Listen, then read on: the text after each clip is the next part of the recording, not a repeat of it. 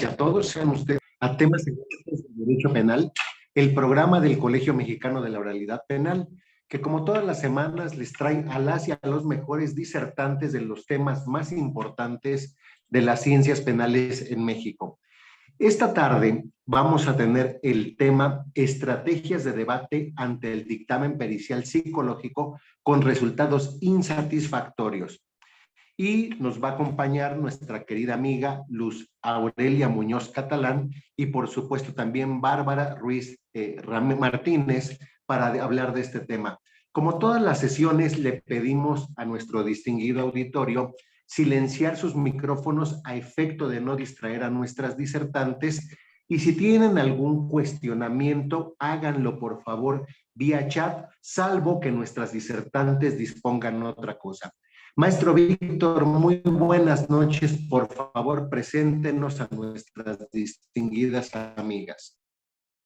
Sí, muy buenas noches a todas y todos. Es un gusto tener a nuestra amiga Luz Aurelia Muñoz Catalán, quien se ha incorporado a nuestras actividades, a pesar de que ella es perito en materia de psicología forense.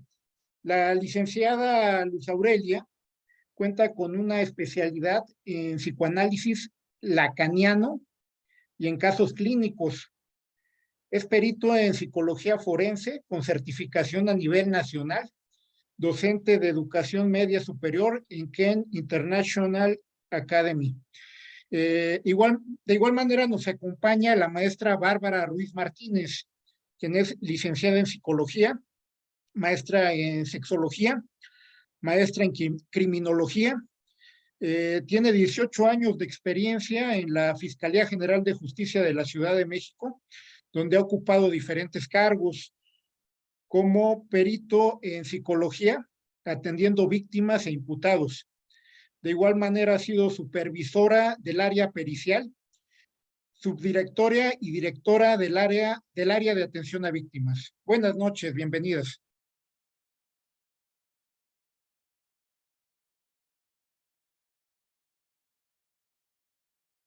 Hola.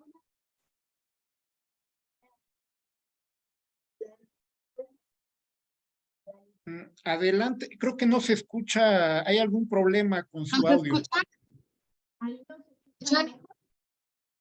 ¿No se escucha? ¿Tú te escuchas, Luz? La licenciada Bárbara, no tanto. Ahí me escucha.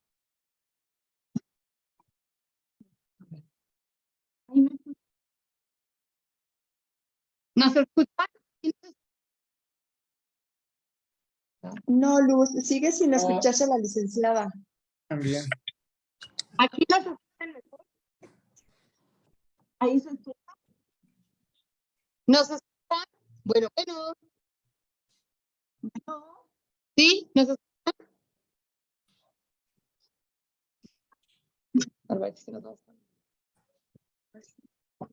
¿Aquí nos escuchan? Bueno. Te escuchas perfectamente bien, la maestra Bárbara, ¿no?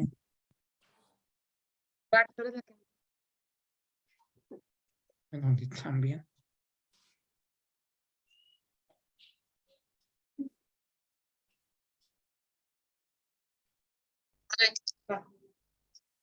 ¿Ahí me escuchan? ¿Ahí sí se escucha? Sí, maestra, adelante, por favor. Buenas noches. Bueno, pues, antes que nada, buenas noches a todas y a todas. Es un gusto tener la invitación por parte del Colegio Mexicano de la Oralidad Penal. Estaremos el día compartiendo con ustedes el tema estrategias de debate gracias a la invitación del maestro Víctor Rivas y del doctor Eduardo Martínez.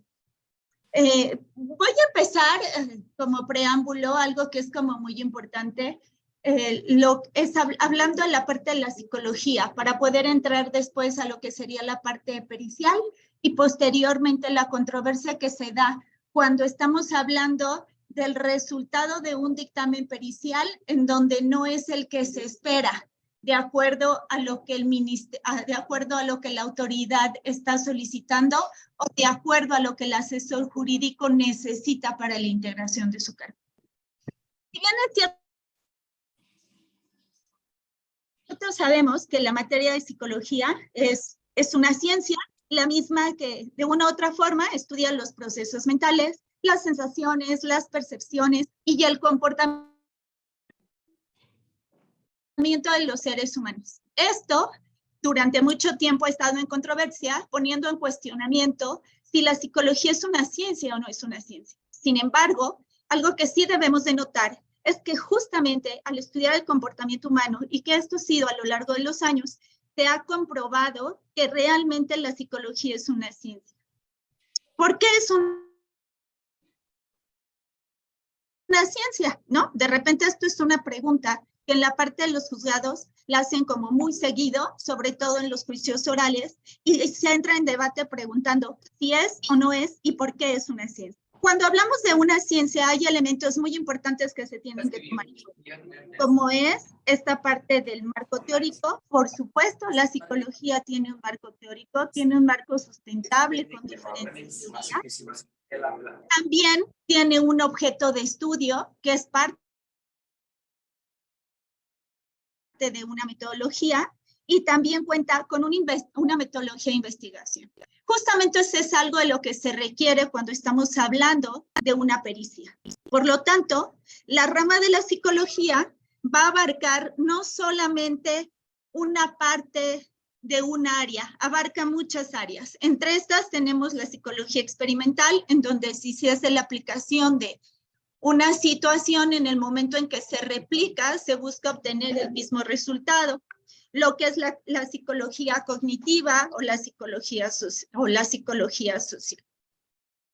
Justamente derivado de esta psicología con bases en un sustento clínico, se hace posteriormente la derivación de lo que es la psicología forense o la psicología jurídica. ¿Por qué hablamos de una psicología forense?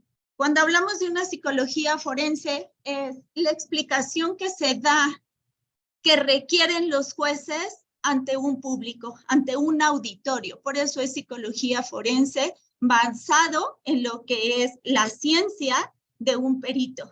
De raíz, la licenciatura en psicología, ¿no? Ahora, derivado de esta psicología forense, vamos a encontrar dentro de estas diferentes pericias. ¿Cuáles son estas pericias que podemos encontrar? Vamos a encontrar muchos tipos de dictámenes. Dictámenes en criminología, dictámenes en psicología, dictámenes en colposcopía, de acuerdo a la necesidad o de una carpeta de investigación o de acuerdo a lo que el Ministerio Público requiera o de acuerdo a lo que el juez requiera o de acuerdo al asesor jurídico en el momento en que esté haciendo una carpeta de investigación. Cuando hablamos de un peritaje, vamos a hablar de ese documento que se requiere como una prueba dentro de una carpeta de investigación.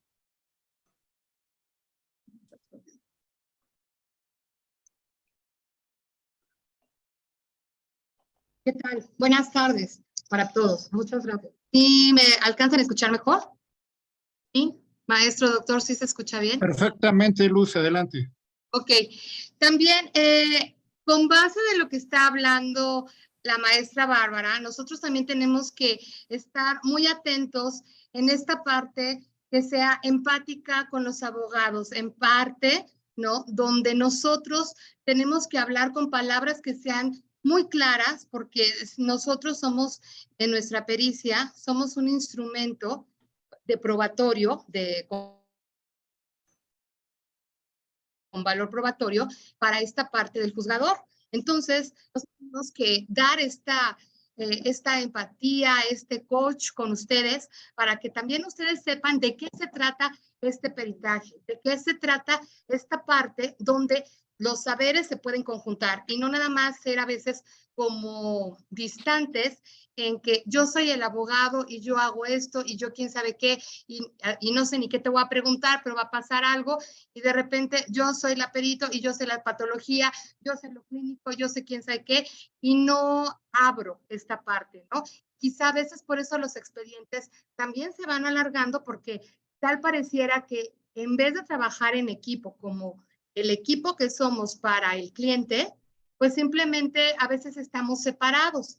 Entonces, yo creo que es importante hablar, o sea, que tengamos esta empatía con el abogado, que él también nos pueda proponer qué es lo que nos va a preguntar, si es que va a ser dentro de lo penal, en la sala de juicio oral, o proponerle qué nos puede también preguntar, qué es lo que está pasando realmente en nuestro peritaje, o a qué conclusión, porque también el juez o el MP nos pueden pedir algo que es lo que nosotros vamos a valorar y es hasta ahí, ¿no? Hasta ahí, o sea, no vamos a irnos más allá, pero, pues bueno, o sea, que ellos también resuelvan, que sepan. La materia. Algo que es muy importante cuando se va a hacer un dictamen pericial en psicología es que este tiene que ser a solicitud de una autoridad ministerial o una autoridad judicial que lo ha solicitado en muchos casos el asesor jurídico, ya sea un asesor jurídico público o un asesor jurídico privado. Algo que es muy importante identificar en los dictámenes periciales es la petición del planteamiento del problema que se tiene que hacer de lo que se va a investigar. ¿A qué me refiero con esto? Y esto es la pauta que da para la metodología que va a llevar a cabo el perito en el momento de hacer su investigación. ¿Cómo es esto? Si estamos hablando de una persona que es un imputado, voy a poner un ejemplo, de alguien que ha ejercido violencia familiar y a quien se le va a hacer el dictamen pericial es al imputado, entonces el planteamiento del problema, de acuerdo a las necesidades de la carpeta, pudiera ser que se investiguen si esta persona cuenta con rasgos característicos de una persona generadora de violencia.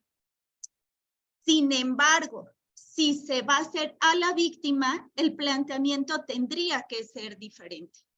En el caso de la víctima, se tendría que hacer el planteamiento preguntando si a lo mejor esta persona cuenta con signos y síntomas en relación a ser víctima de violencia familiar. A lo que voy es a esto.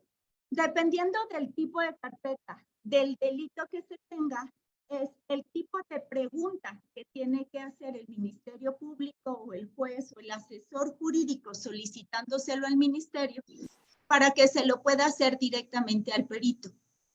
En base a este planteamiento, el perito va a tener que dar pauta a lo que sería su metodología.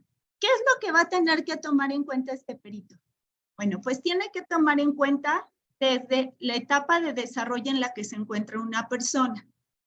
Por ejemplo, nuevamente, si hablamos de un delito de índole sexual, ahí sabemos que es un delito de comisión oculta y que dentro de este delito puede ser ejecutado a cualquier persona sin importar la edad.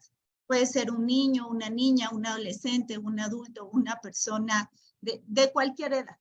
Nadie estamos exentos a ser víctimas de un delito de esta índole. ¿Qué es lo que voy a tener o qué es lo que me tendría que pedir el Ministerio Público para poder realizar un dictamen pericial en esta materia? Bueno, pues aquí el planteamiento tendría que ser que se indague en relación si existe sintomatología relacionada al evento de violencia sexual. Y ojo, es muy importante.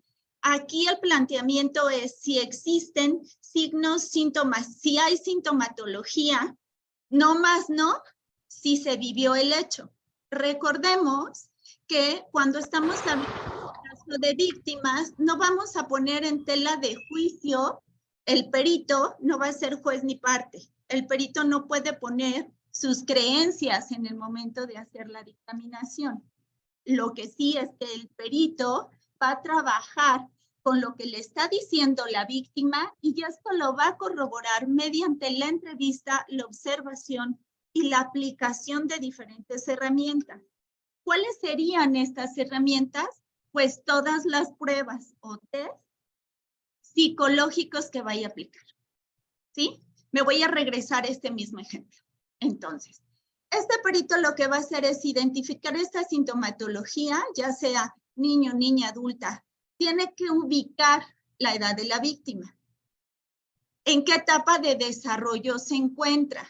Si es una niña, un niño o un adolescente, tiene que investigar su entorno familiar. Nos encontramos muchos dictámenes periciales en donde de repente es el tiempo tan corto que tiene el perito que no hace toda una investigación de todas las áreas.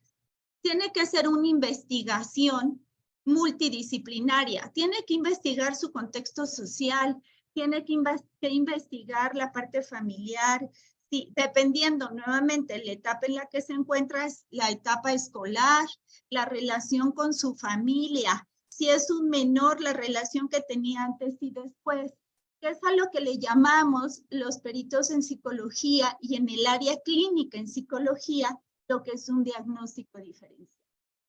¿A qué me refiero con un diagnóstico diferencial? Muy probablemente, si esta niña que está viviendo, que vivió violencia sexual, a lo mejor también estuvo viviendo violencia familiar, habrá sintomatología que se agudice a partir del evento.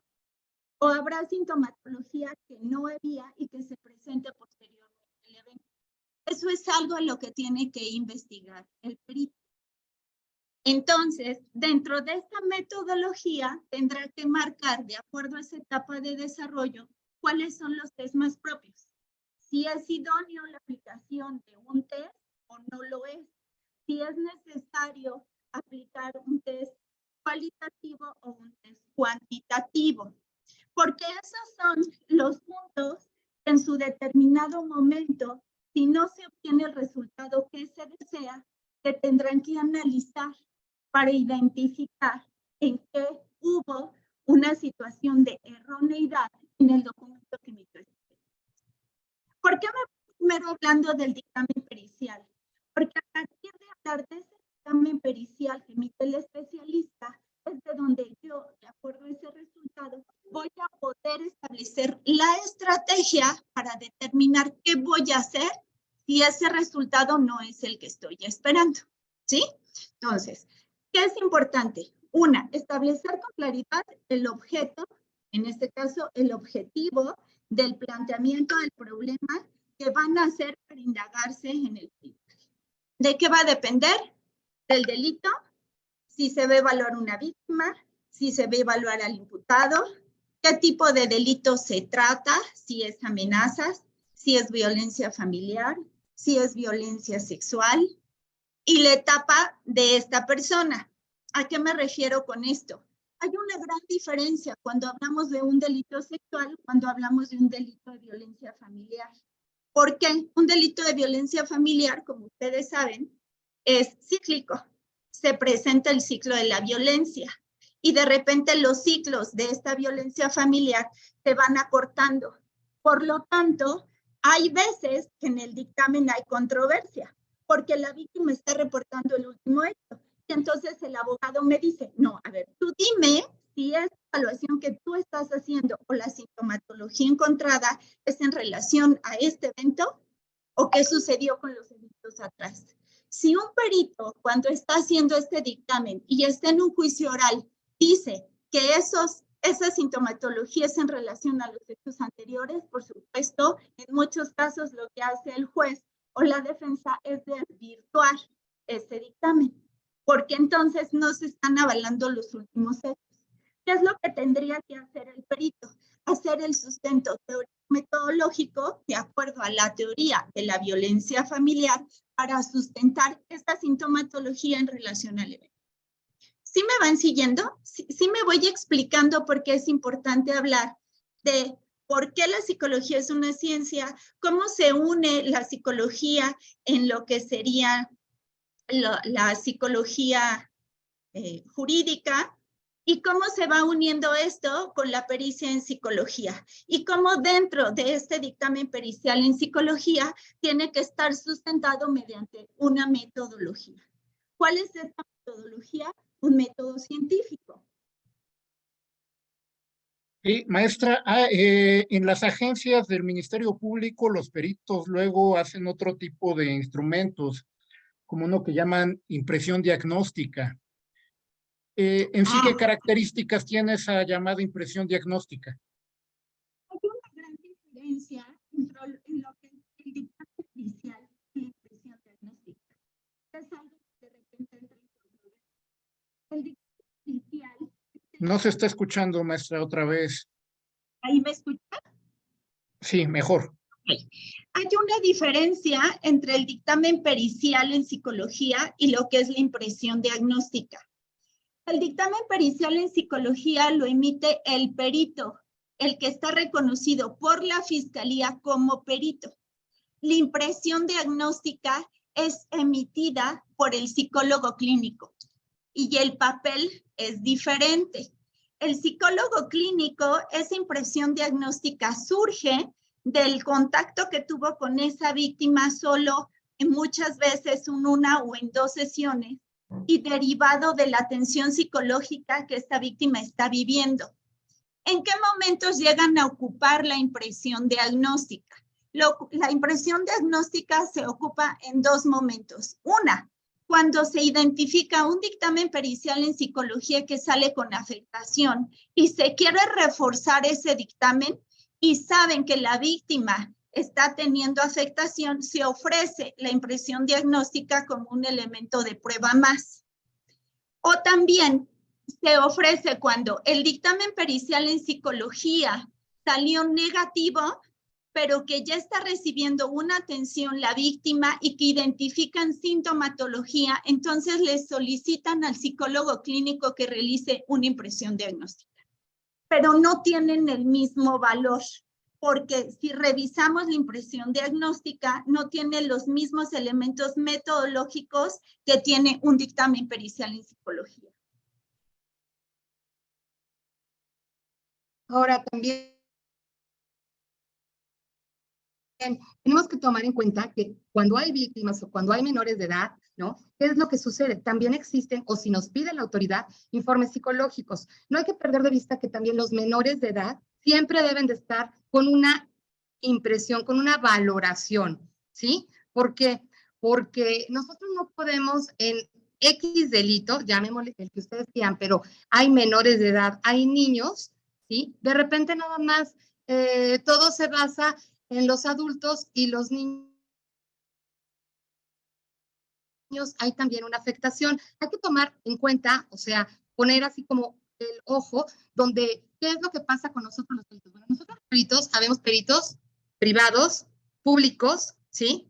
Y ojo, muchísimo ojo con los dictámenes, porque a veces por eso es que los puedan, en este sistema penal, ya no se dice objetar, los hacen un metadictamen. ¿En dónde lo objetan? En lo civil, ¿no? Es en el sistema antiguo, ¿no?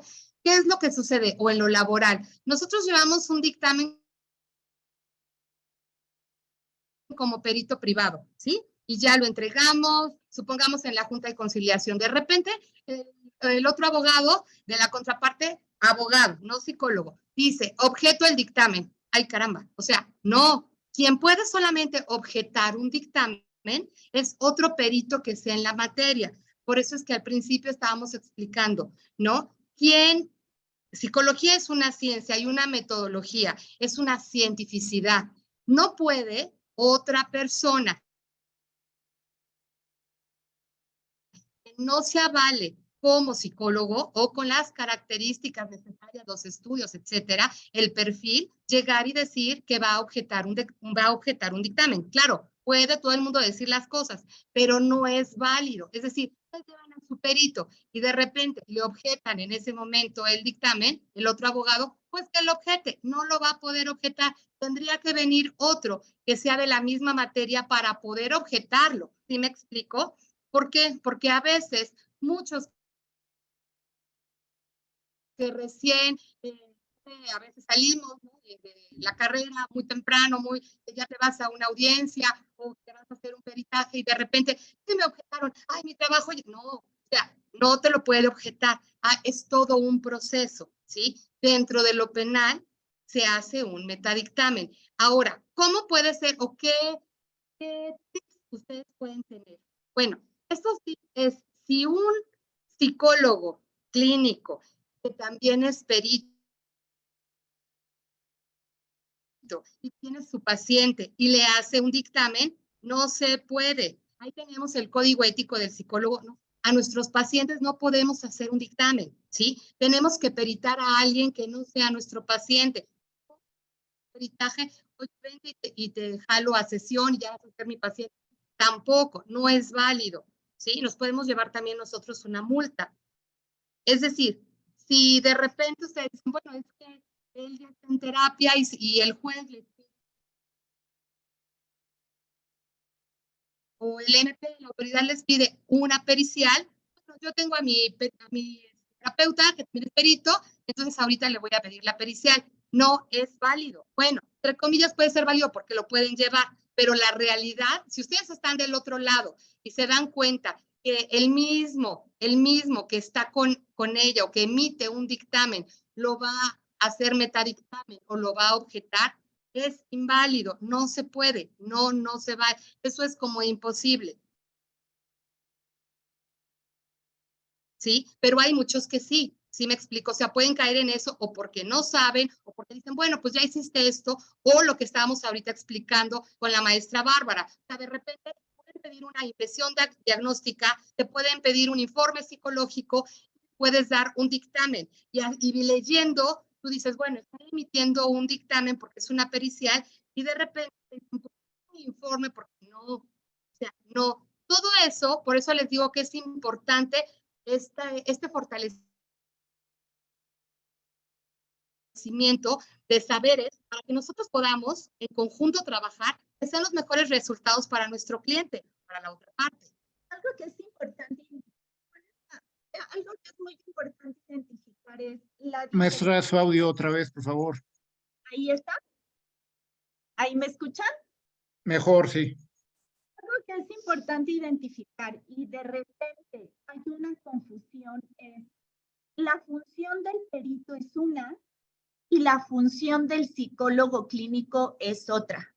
La función del psicólogo clínico lo que va a hacer es dar intervención en crisis, la asistencia de la víctima en el momento en que se está llevando un juicio, preparar a la víctima para un juicio, hacer impresiones diagnósticas o reportes de los procesos terapéuticos. Esa es la función de un psicólogo clínico.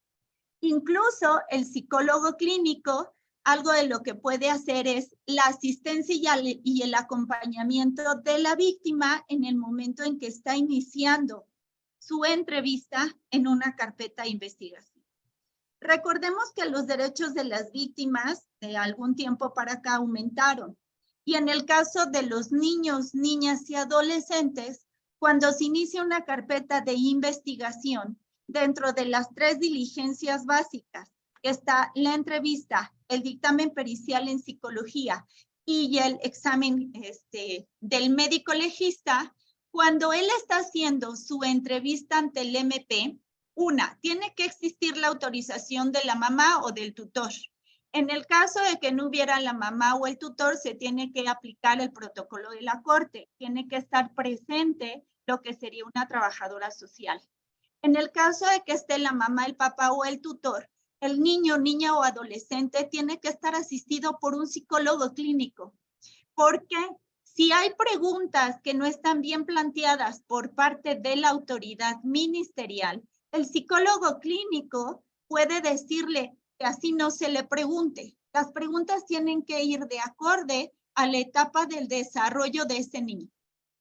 Si ese niño entra en crisis en el momento en que se está llevando a cabo la entrevista, entonces esta entrevista se suspende, se da la intervención con ese niño, niña o adolescente y entonces se continúa con esa entrevista.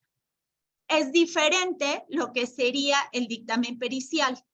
Este psicólogo clínico que hizo la intervención de la entrevista con esta niña, niño o adolescente, no podría hacer el dictamen pericial porque no puede ser juez y parte.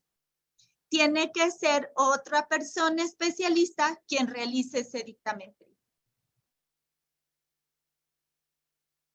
¿No? Eso es muy importante tenerlo en cuenta en el momento que se hace la revisión de una carpeta para identificar cuáles son esas pruebas que faltan en la integración de una carpeta para que pueda llegar a la judicialización, ¿no? Ahora, hay otros, en el caso, por ejemplo, de los delitos sexuales, son situaciones, en el caso de niñas y niñas, que el abordar el tema no es una situación fácil. Hay niños que a lo mejor en un primer momento podrán narrar lo que les sucedió y hacen la narración de los hechos sin problema. Hay niños que primero se requiere de todo un proceso terapéutico para que ellos puedan identificar que vivieron lo que sería esta violencia sexual. También encontramos niños que a lo mejor vivieron el evento, pero que en esos momentos no hay sintomatología. Eso no quiere decir que el evento no haya sucedido, ¿no? Eso está todavía muy en controversia en el momento en que se llevan a cabo los dictámenes periciales. ¿Qué es lo que sucede ahí? Bueno, en muchos niños, de repente, a la larga, después de algún tiempo, la sintomatología puede surgir, pero se tendría que sustentar. Y eso es el sustento teórico-metodológico que tiene que hacer el perito mediante la entrevista, la observación y las actividades lúdicas o la aplicación de las pruebas que haya aplicado, ¿no? Ahora, también dentro de la clínica, nosotros tenemos que estar muy atentos porque ya sean víctimas o imputados, ¿no? Para todos se puede peritar. O sea,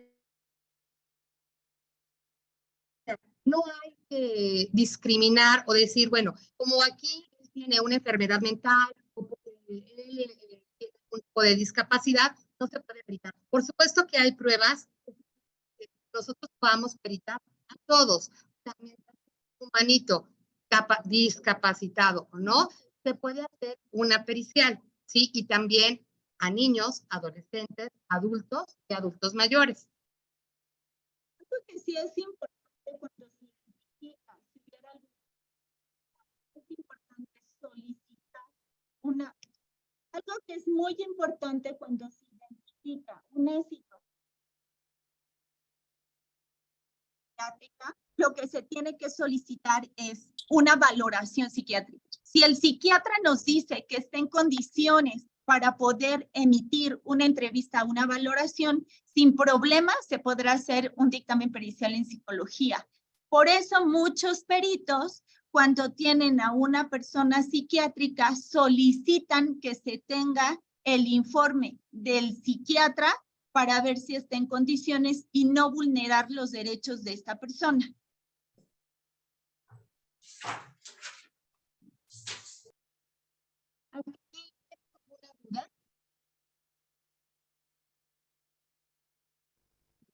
Sí. ¿Tienen alguna duda? ¿Alguna pregunta? Sí, Tupac Gómez. ¿Qué tal? Muy buenas tardes. Buenas tardes. Tengo una duda en el tema de delitos sexuales. El Código Nacional maneja el artículo, me parece que es el 274, 275, que se tiene que hacer un equipo interdisciplinario para en un solo acto determinar los dictámenes. Yo lo que digo mucho en audiencia es que a veces los psicólogos de la fiscalía no videograban la entrevista que hacen. También la otra cuestión es de que cuando yo he solicitado que se haga ese equipo interdisciplinario, porque se omitió en su momento, dicen que se va a revictimizar a la víctima. Entonces, ¿cuál es el concepto real de una revictimización? Porque yo tengo entendido que en la psicología la palabra cura. Repetir ese hecho de que realmente sucedió, lejos de perjudicar la palabra cura. Esa es una. Dos, hay muchos asuntos que realmente no se cometió el hecho, que por cuestiones familiares culparon a X persona. Que el agresor fue el del tío, pero le echaron la culpa al abuelo, y el abuelo es el que se procesa. Entonces, yo voy más sobre ese tipo de temas. De la persona no realizó el hecho. Entonces, ¿cuál es el concepto psicológico para determinar una revictimización? Porque yo siempre discuto que no hay ninguna pericial que diga que la víctima va a ser revictimizada si se le hace otra pericial, pues. Entonces, psicológicamente ahí, ¿cuál es el concepto de revictimización? Y el otro punto es hasta dónde realmente se puede pelear con el protocolo de niñas y niños adolescentes en tema de delitos sexuales. Okay. Mira, mi querido Tupac, hay una cosa. Nosotros tenemos que les decía hace un momento que nosotros, o sea, como peritos debemos de estar, tenemos en sí dos tipos de peritos, privados y públicos. ¿Estás de acuerdo? Por X, Y o Z razón, ¿no? A veces los públicos no tienen toda la capacidad de las pruebas que podemos llegar a tener los privados, ¿sí? Pues por X, ¿no? Bueno, ¿qué es lo que sucede? Cuando nosotros le aplicamos una batería, peritamos a alguien, nosotros tenemos que esperar por el código ético del psicólogo mínimo 6 meses para poder volver a aplicar la batería. No se puede que ahorita te aplique el macover, por decir algo, ¿no? Una de las pruebas, y de repente entra porque hace, o sea, otra vez hay que peritarlo y te vuelvo a aplicar. No, eso se puede invalidar, ¿sí? O sea, donde sea. Como peritos privados, a lo mejor no te voy a aplicar el macover, pero te voy a aplicar el hammer. Es otra proyectiva y me va a dar los mismos resultados. ¿Sí me explico? Uno tiene que ver dentro de la pericial y dentro de la batería qué pruebas son las que se aplicaron para que no se repitan. Al repetirse las mismas pruebas, se puede invalidar el resultado porque le estás volviendo a aplicar al sujeto lo mismo.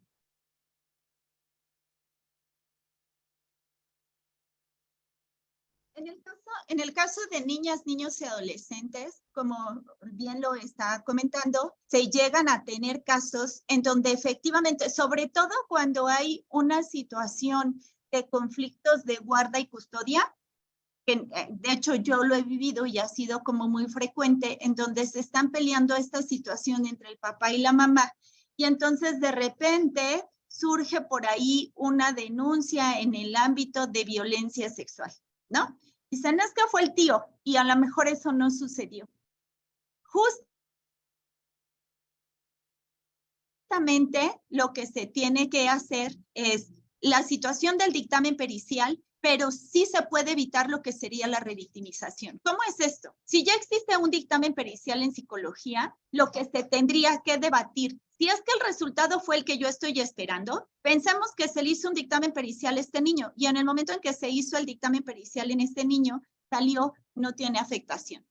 Y sin embargo, la mamá, que a lo mejor sea la que pone la denuncia, insiste en que sí hay, entonces aquí la estrategia tendría que ser sustentar el cómo esta revictimización no se le tendría que volver a aplicar un dictamen pericial a este niño o esta niña, ¿no? Pero ahí sí los peritos tienen que ser como muy honestos en identificar si hay o no hay sintomatología, porque de repente entre el papá y la mamá se vuelve una lucha de poder, ¿no? Entre estos niños. Y eso es lo que no podemos estar permitiendo, que se haga la... Hemos tenido niños en donde les han hecho como muchos dictámenes. ¿Qué sería lo mejor ahí? Pues a veces lo mejor que se puede hacer es hacer ya la revisión de todos esos documentos, pero ya no pedir que este niño vuelva a ser valorado. O pedir cuando se trata, en el caso de niños, niñas y adolescentes, que se aplique el protocolo de la corte. ¿Cómo es esto? El protocolo de la corte es que tienen que estar las grabaciones de esas entrevistas. Entonces, se le tendrán que presentar al juez para poder determinar la validez y la confiabilidad de los documentos que se están presentando. Sí, porque aquí, por ejemplo, en Sinaloa, bueno, en particular en Mazatlán, pasa que los dictámenes son del mismo formato. Y a mí me ha tocado de que pido el traslado de las baterías. En ocasiones me lo admiten, en ocasiones no, pero más de 5 veces me dieron las baterías, pero más habían hecho 1 o 2 de 5 que habían hecho en el dictamen. Entonces, a veces la controversia que tenemos es que se mal usa el término de revictimización cuando realmente ni se justifica. Pues las grabaciones nunca la hacen aludiendo que no tienen los equipos, ¿no? Cuando hay celulares. Entonces, son situaciones que como defensa uno tiene un gran problema, porque yo alego, o sea, no hacen las baterías completas, fue un dato de prueba o medio de prueba que condenaste o vinculaste cuando está viciado, pues entonces son los detalles que pasan y esos dictámenes normalmente son puro formato. Entonces, esa es la controversia y más el pretexto es del tema de la revictimización. Justamente, claro, de repente la justificación para no dar las pruebas o para no hacer otra intervención es justamente la revictimización. Entonces, ¿qué se tendría que empezar a hacer con este tipo de situaciones. Primero, revisar el dictamen pericial que emitió el perito y ver la conclusión, ¿no? Si esta conclusión es de acuerdo a lo que yo requiero para mi carpeta de investigación, por supuesto ya no voy a hacer nada. Pero si este resultado de ese dictamen pericial que yo tengo no es el que estoy buscando, entonces ahí puedo partir de 3 cosas importantes que pudiera hacer. Una, primero, quizás pedirle la solicitud al perito que haga una ampliación de ese dictamen. Pero la ampliación del dictamen no es solamente decirle, oye, amplíame tu dictamen. No, tendría yo que sentarme, ¿no?, con un especialista para decirle cuáles son todas esas dudas que yo tengo para que ese perito que hizo ese dictamen me las conteste. Pero me las conteste de una manera sustentada, de una manera teórica. No nada más me va a decir sí porque yo estoy presumiendo que así es. No se puede dar. Justamente cuando se hace un dictamen pericial en psicología, tiene que haber la concatenación de la información. ¿Cómo es esto? Tiene que ser el resultado de la entrevista, de la observación, de la aplicación de las pruebas. Y en la aplicación de las pruebas tiene que haber una aplicación, calificación y resultado obtenido. En el dictamen se tiene que concatenar toda esa información. Pero si en el momento en que estoy yo revisando ese documento que yo tengo a la vista, tengo muchas dudas, entonces en primera instancia yo puedo pedir una ampliación del dictamen y este perito tendrá que explicarme cómo llegó a la mejor a ese resultado. No solamente mediante su dictamen, sino mediante los cuestionamientos que yo tengo que elaborar y plantear muy cuidadosamente para que me los conteste. Esa puede ser una primera estrategia, ¿no? Y ahorita hablamos de otras 2 estrategias que también se pueden. Ahora, también es importante, ¿no? Nosotros en nuestro código ético del psicólogo, en el artículo 121, nos dicen que nosotros como psicólogos y sustentado, porque siempre, recuerden que en un dictamen todo tenemos que sustentar, todo debe de ser metodología, no podemos hacer así como en las nubes o un sí o que haya algo que esté temblando, porque entonces es donde son los puntos medulares para que nosotros como peritos podamos tirar el otro dictamen o nos lleguen a tirar nuestro propio dictamen. El artículo 121 de nuestro Código Ético del Psicólogo, ¿sí? ¿Perdón? ¿Alguien hablaba? ¿No? Bueno, el psicólogo, ¿no?, es el que va a obtener el permiso. Ahorita lo leo porque está como muy chiquito. El psicólogo obtiene permiso y consentimiento de estos pacientes, clientes, del entrevistado, del imputado, etcétera, y debe de ser todo esto supervisado para el registro o grabación, que es lo que más o menos ahorita nos decía Tupac Gómez, ¿no?, electrónica de sesiones. Tenemos que tener un consentimiento. Si no tenemos un consentimiento, también nos pueden derrocar o ustedes como abogados pueden utilizar eso. También es artículo 121 del Código Ético del Psicólogo. Entonces, es como importante, ¿no?, fundamentar todo eso para todas estas situaciones que se revelan, porque finalmente vamos a estar revelando alguna sintomatología para que se pueda concatenar todo el dictamen bien hecho y bien especificado para poder responder solo y solo lo que nos esté pidiendo pues la autoridad. Ahora, otra de las estrategias se pudieran llevar a cabo, aparte de solicitar una ampliación de ese dictamen, ¿no?, elaborando las preguntas con claridad para que este perito no las pueda contestar y nos diga como cuáles son esas dudas que tenemos. También se puede pedir lo que sería la supervisión de un dictamen.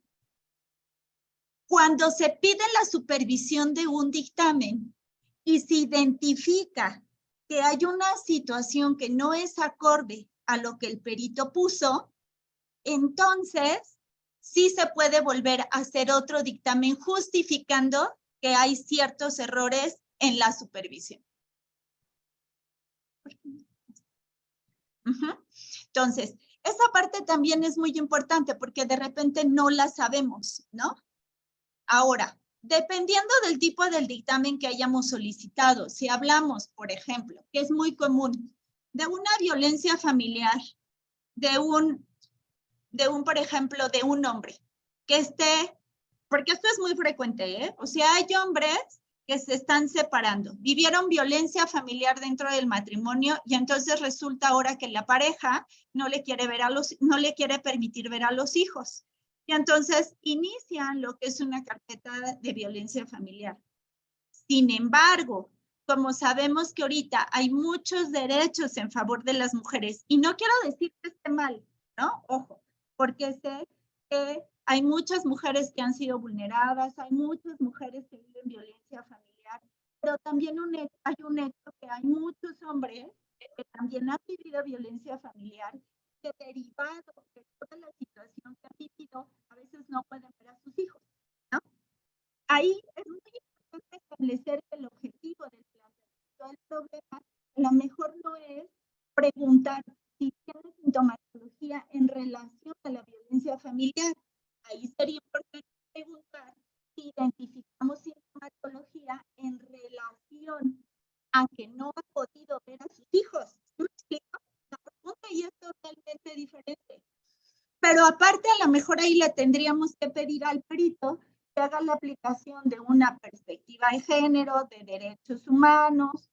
Y si en el momento en que estoy revisando el documento, esto no fue aplicado en ese dictamen pericial, entonces yo puedo pedir a la supervisión que me diga si está cubriendo estos elementos.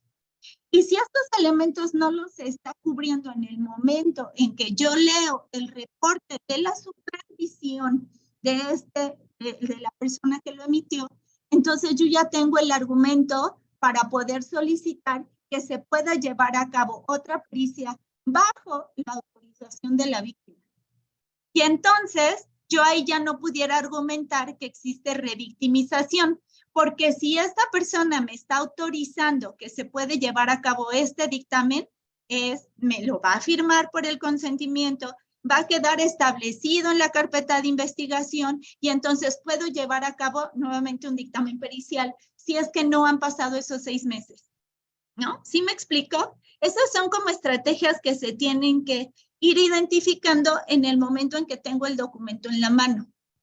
Es igual, tengo que identificar que el dictamen pericial que se emitió se haya emitido después del oficio de petición. No puede haber un dictamen pericial que se haya emitido antes de la petición de una autoridad, porque entonces ahí ya puedo quitarle la parte probatoria al documento.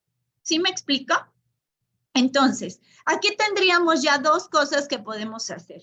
Una es la ampliación de un dictamen, la otra es la supervisión de un dictamen. Y ya voy a poder tener argumentos para mi próxima estrategia. Algo que también es muy importante, ¿no? Para una estrategia de ustedes,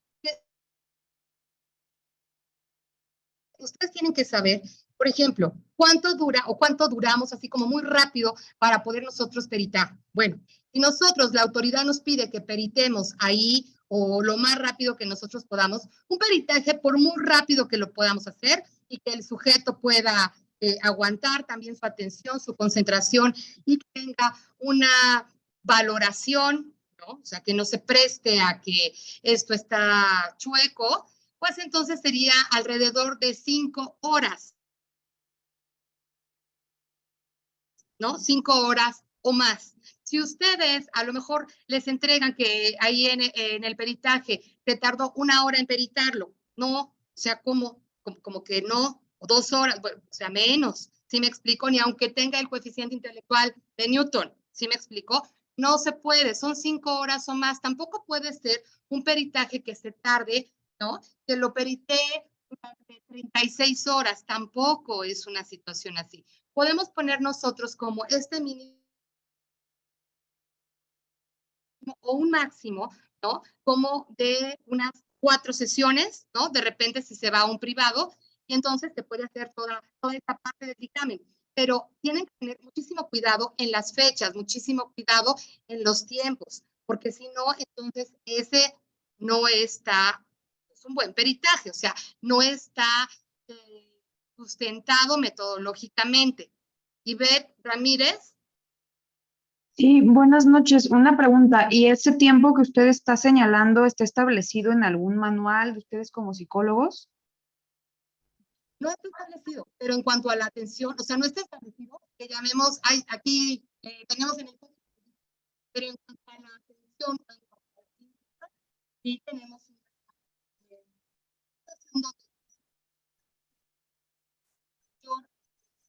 El audio, Se le por favor. cortó. ¿Aquí me escuchan? ¿Me escuchan? Sí, perfectamente, sí. Ok. No está sustentado en ningún artículo del Código Ético del Psicólogo, pero lo que sí es que para que haya una atención del sujeto y que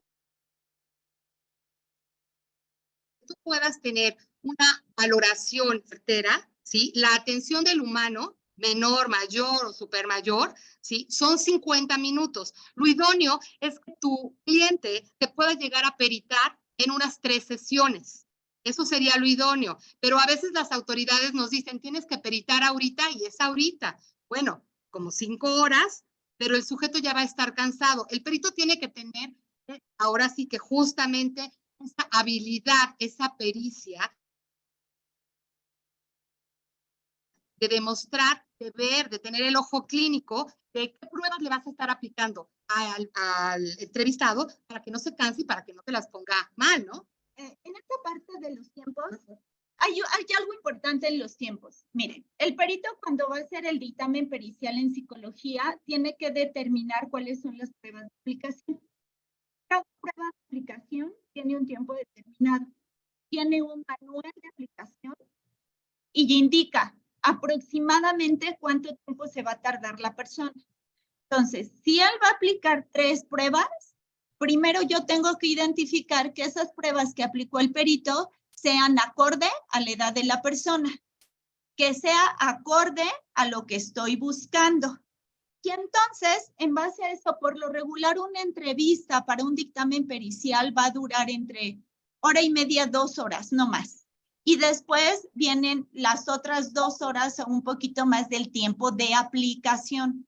No estoy hablando de la integración del dictamen, porque eso es aparte. Ahora estoy bien, entonces va a estar bien. ¿Y tu chavarra de Después de en una primera parte de la dictaminación es solamente la entrevista clínica, la observación y la aplicación.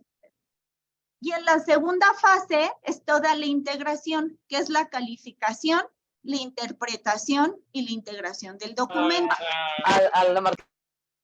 ¿Ahí me escuchan?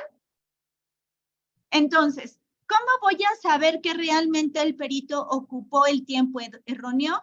De acuerdo a la metodología plasmada en el documento, ¿no? Si me está hablando que aplicó, por ejemplo, la herramienta del MMPI, la versión larga, por supuesto que ya estoy hablando aproximadamente de 50 minutos para contestar la prueba. Pero si estoy hablando, por ejemplo, de una más, la persona se va a tardar aproximadamente 10 minutos en contestar el cuestionario. Entonces, dependiendo de la herramienta, son los tiempos que yo voy a ir midiendo. Pero si un perito llega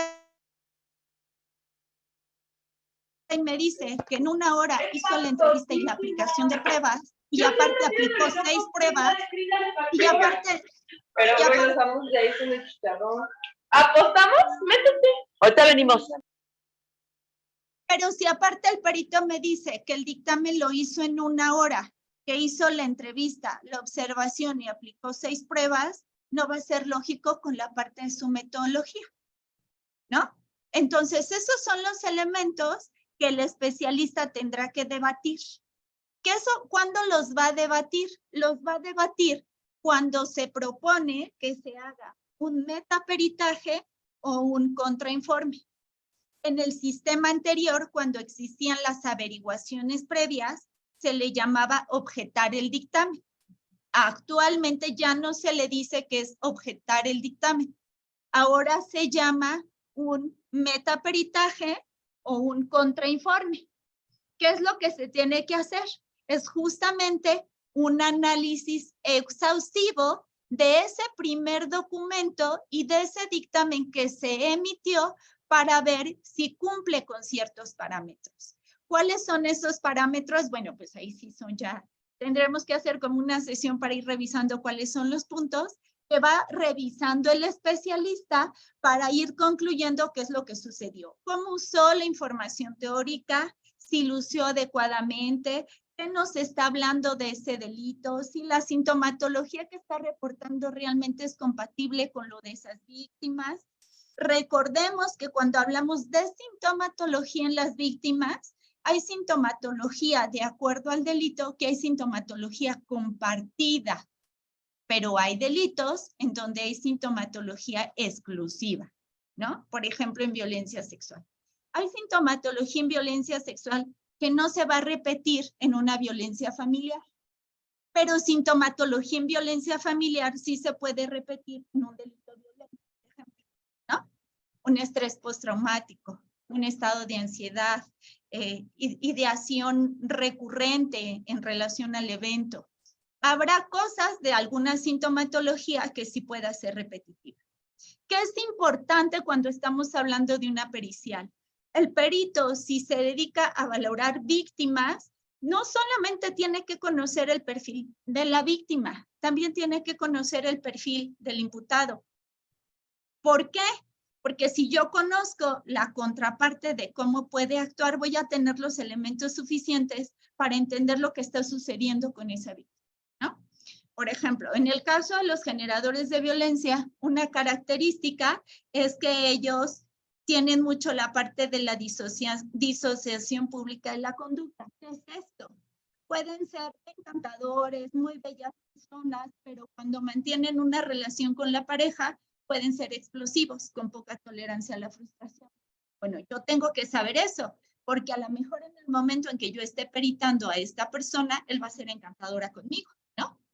Entonces, tengo que conocer ambos perfiles para poder plasmar y no poner mis creencias en ese documento. Tengo que ser imparcial en el momento en que estoy llevando a cabo una pericia. Tengo que aplicar una perspectiva de género, tengo que aplicar derechos humanos, tengo que ver el contexto de su situación laboral, socioeconómica, familiar. No es lo mismo hacer una pericia a una persona que tiene solamente la secundaria, a una persona que a lo mejor tiene una licencia. Entonces, todos esos elementos y ese contexto tienen que ser tomados en cuenta por el perito para poder llevar a cabo la pericia en psicología o en otros ámbitos. Ahora, algo que es también sumamente importante, ¿no? Yo les diría, hay que tomarnos para este equipo interdisciplinario con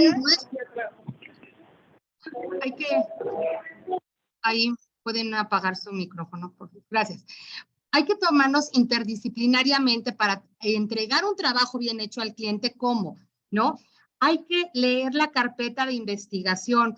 O sea, ustedes que nos pueden dar ese acceso, es importante, como lo dice la maestra Bárbara, que nosotros también lo leamos, ¿sí? O sea, estemos también empapados, inmersos, díganle a su perito, también tienes que leer, no nada más ya peritaste y ya esa es tu parte y se acabó.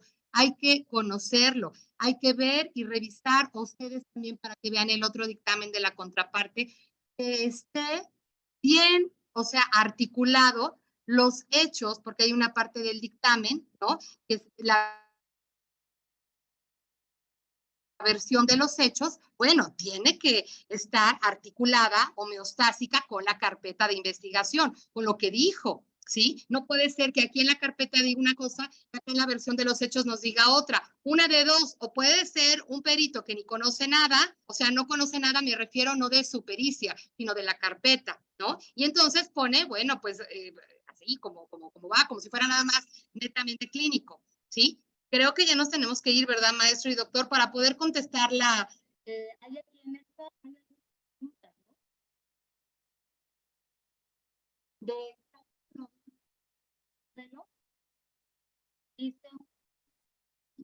No te escuchas, Luz, adelante.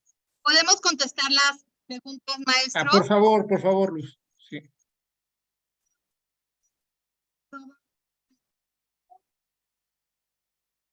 No te escuchas nada, Luz.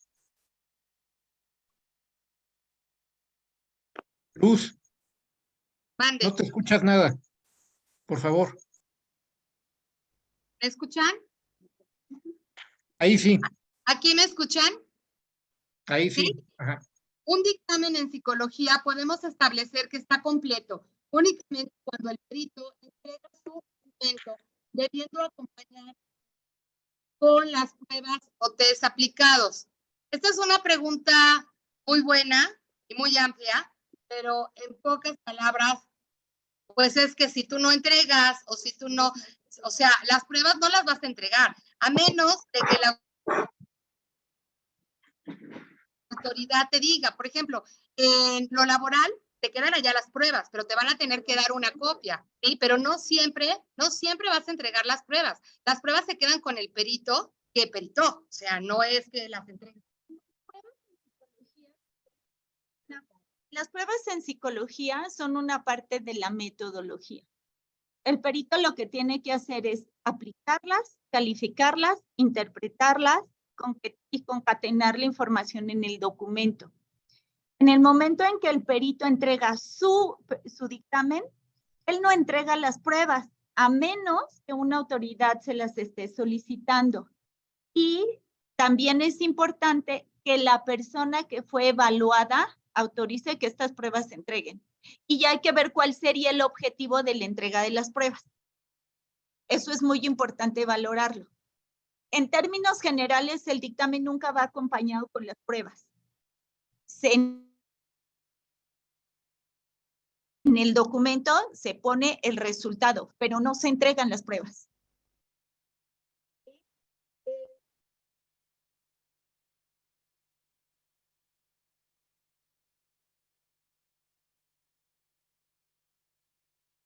Una pregunta de la licenciada Raquel. Adelante, por favor. Gracias, maestro. Buenas noches. Buenas noches. Excelentes ponentes. Una felicitación. Mi pregunta es, maestro, en un dictamen que pues prácticamente se ve inclinado hacia las víctimas, esto en razón de un delito de violencia, supuestamente inferida por una persona discapacitada de la tercera edad. Supuestamente hubo lesiones por parte de esta persona a dos jóvenes, a dos personas mayores de edad jóvenes. Imposible que se haya dado esa violencia. Bueno, el perito en psicología determina que hay una afectación psicológica por la cual está requiriendo una reparación del daño de 90,000 pesos por ambas personas. Entonces, ¿cómo puedo debatir ese dictamen o qué puedo hacer para pues determinar, bueno, para argumentar que no fue o no se infringieron esas lesiones, o que no hay un daño, vaya? Bueno, ahí lo que se puede hacer. No se escucha. No se escucha. ¿Ahí me escucha? Sí, ahora sí, maestra.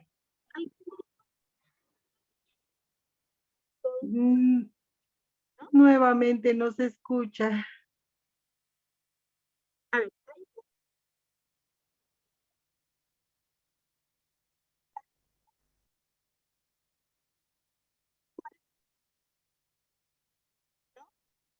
Perdón, no se escucha. No se escucha nada.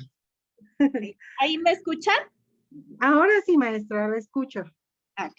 En ese caso, algo de lo que pudiera hacer una es solicitar la ampliación del dictamen, ¿no? Con estos cuestionamientos, ¿qué es exactamente todas las dudas que usted tiene en relación a estos documentos? La otra, hay que determinar también, hacer una revisión. Perdón, una pregunta. ¿Qué delito fue? Lesiones. Supuestamente, sí, lesiones. Está por el Entonces, delito del... se tendría que hacer, como le digo, una ampliación del dictamen y en dado caso de que la respuesta a esas preguntas no sean las satisfactorias, entonces se podría hacer un metadictamen. Ya. Ahora, por otro lado, también se le pudiera hacer un dictamen a la persona que está siendo imputada. ¿A ella ya le hicieron un dictamen? No, maestra. Entonces también se podría solicitar que se le haga un dictamen a él para identificar si él tiene rasgos como generador que pudiera emitir esa conducta de acuerdo a la edad que tiene. Ya, bien.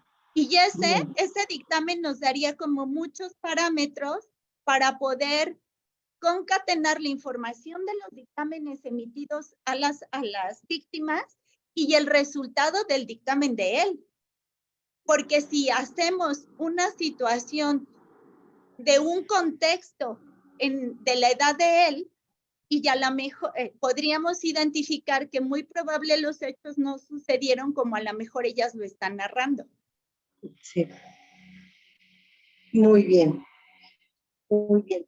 La ampliación del dictamen se la requiero, se la tengo que requerir al Ministerio Público, por supuesto, ¿verdad?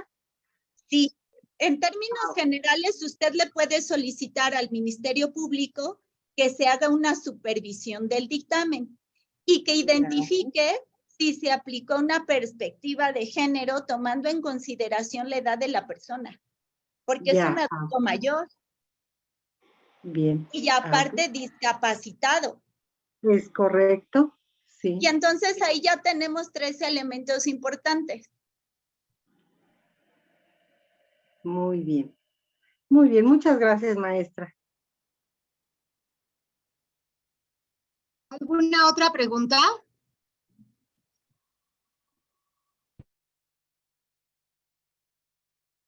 ¿Alguna otra pregunta? ¿Alguna duda? Pues muchísimas gracias por haber estado con nosotros, por haber asistido, por su tiempo a cada uno de los que se conectaron. Sobre todo vamos a dar las gracias al doctor Eduardo Martínez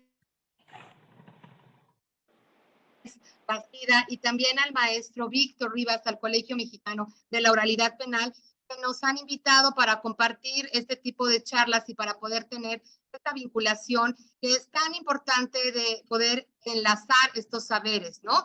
Y que hagamos un gran equipo, pues en favor de nuestros clientes, de nuestros entrevistados. Muchísimas gracias a todos y que pasen una excelente noche. Muy buenas noches. Que tengan una linda noche y pues estamos a sus órdenes. Gracias. Excelentes Pues muchas ponentes. gracias, Muchas gracias a todas y a todos por habernos acompañado esta noche con nuestras distinguidas ponentes Luz Aurelia y Bárbara. Y como todas las sesiones, los invitamos la próxima semana, una vez más, a temas selectos de Derecho Penal, el programa del Colegio Mexicano de la Oralidad Penal. Que tengan una muy buena noche y que descansen todas y todos y nos estamos saludando la semana venidera. Gracias. Felicidades, excelente. Muchas gracias. Gracias. Gracias.